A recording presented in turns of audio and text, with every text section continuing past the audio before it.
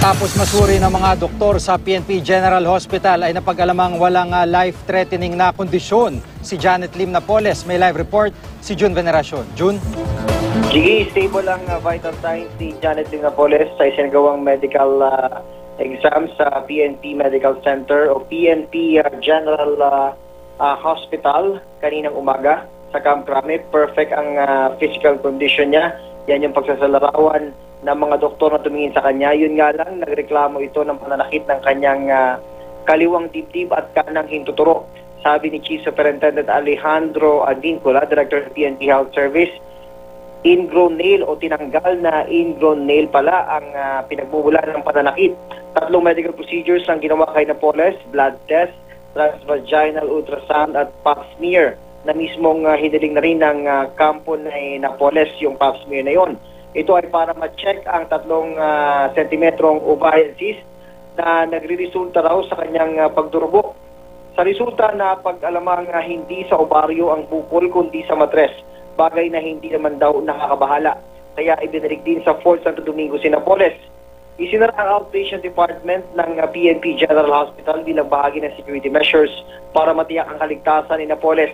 Nasa 120,000 ang gastos ng PNP kada biyahe ni Napoles palabas at pabalik ng kanyang kulungan sa Fort Santo Domingo sa Santa Rosa, Laguna. Ayon naman sa abogado ni Napoles, sa Attorney Alfredo Villamor, nakahanda pa rin silang humiling ng hospital arrest. Kung kakailanganin, depende na rin sa magiging resulta ng mga pagsusuri. Jiggy? Ibig sabihin, June, lumalabas na talagang, kumbaga, meron lang siyang minor na karamdaman pero hindi nakakabahala para sa lahat.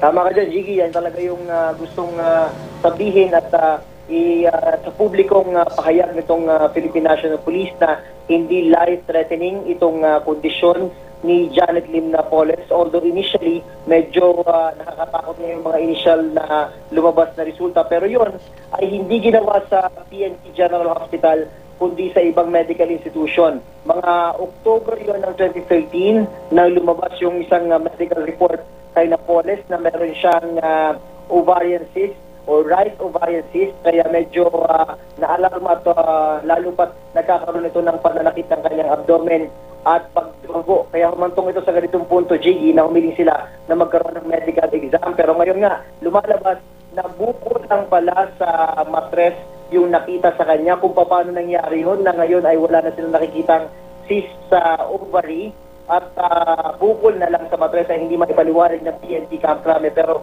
ang sinasabi nila, mas better na lang ngayon kesa dun sa ovarian cyst na lalo na pag naging malignant ay mas delikado kumpara dito sa kondisyon niya ngayon na bukol sa kanyang matres. Kaya siya pinauwi na rin kanina, Jiggy, dahil initially kung hindi maganda ang resulta ng kanyang medical exam ay malamang i-confine siya sa loob nitong PNP General Hospital, Jiggy. June, paano yung naging sistema nung pagdadala ni kay Mrs. Napoles mula Fort Santo Domingo? Karaniwan na, di ba, may decoy, pero sa pagkakataong ito, nabago ba yung setup na karaniwang ginagawa ng PNP para madala siya sa ibang lugar?